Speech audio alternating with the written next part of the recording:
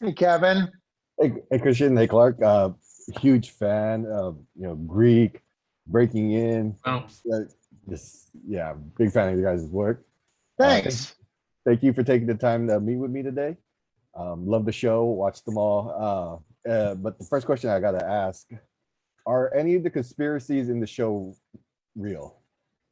Most of them. Yeah, I would say they're all probably pretty accurate, Yeah. Yeah.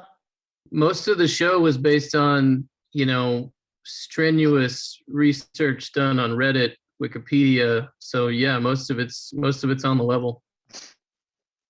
That's not sure how to take that news, but so what?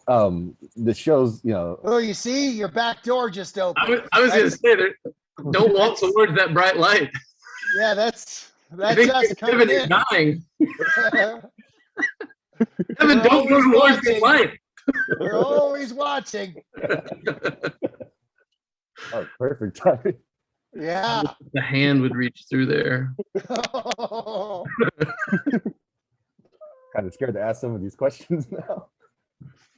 Gonna be okay. But yeah, the premise is wild. It's out there, and the content's wild. What was it, or what was your first reaction when you found out about the project?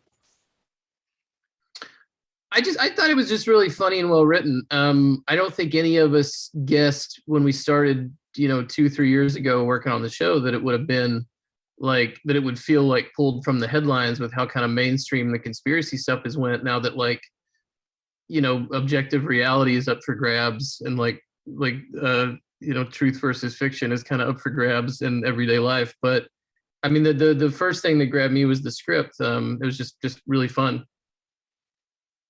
Yeah, me too. I thought it was an interesting story, and like he was just saying, who knew 2-3 years ago how prescient and prevalent this would be? It's. I think those are the right use of those words. Yeah. Right? Oh yeah. Yeah.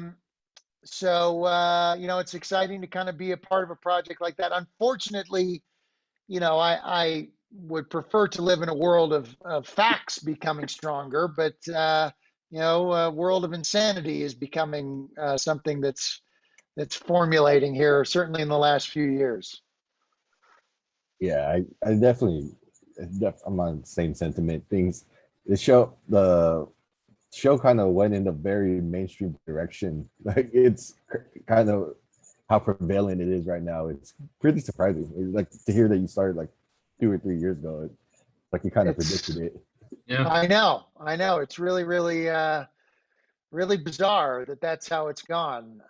It's scary, and hopefully this will take some of the pressure out of it, because it is a funny show. I mean, that's the point of it, to kind of poke fun or pop the balloon a little bit into this deep state Illuminati kind of world that people are believing is actually happening. That there are lizard people, that the world is flat. The fun thing about playing this character, Rand Ridley, is that he actually does believe this stuff, and he believes it because he does know that it's true. So, he is, I think he could be the leader of a lot of these current organizations that are out there right now, because he does have all the inside information. I think one really fun part of the show is that and this has always been like my kind of thought on if there were any kind of like deep state, the people involved would still be a bunch of screw ups. Like they're still just people. And I mean, even if all the conspiracy theories are true, it still really doesn't change anybody's day-to-day life in the show that much. I think that's fun. Right. It's still a workplace comedy. Yeah. Speaking of it being the workplace, there was a lot of cool inventions like the Iron Fist. If you could take any of those home and use it, which one would you take? Inventions from the show. I thought those the like Dr. Octopus type of arms Reagan had would be really handy. Yeah, those are cool. I don't really need like my fingerprints erased or my memory wiped. No. Little flying scooters, that'd be fun. Yeah, those are fun. Fun. I mean, I like the characters. I'd like to hang out with Mike. I think he's funny. I mean, I've always loved the actor who voices that character. Yeah, I mean, he is just hilarious, disgusting, human. He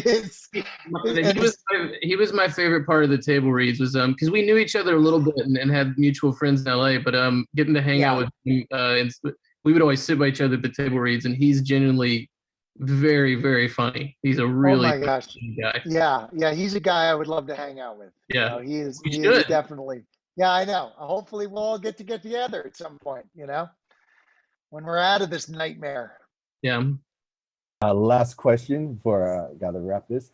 What do you hope the fans will take away from the series? Deep state hijinks. Yeah. I just, I think everybody, I think it's fun to take the really serious subject matter and poke fun and laugh about it a little bit. I think, like Christian said, it sort of takes some of the edge off of it. So, I mean, I just, the show is not trying to like espouse any ideology or anything.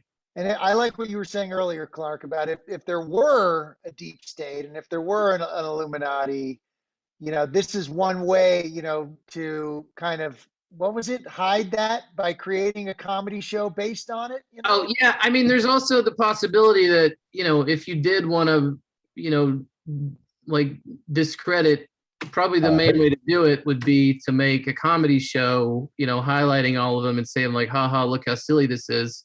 So the most likely scenario is, Netflix is backed by the CIA and this entire show is like a counterintelligence operation to make everybody, think how stupid these are. That's right. And now you're complicit in it, Kevin. You're complicit. Yeah. Look over your shoulder. Thank you so much for your time. Love the show. Can't wait to share it with everyone. Thank you, man. Thank you again. Thanks, man.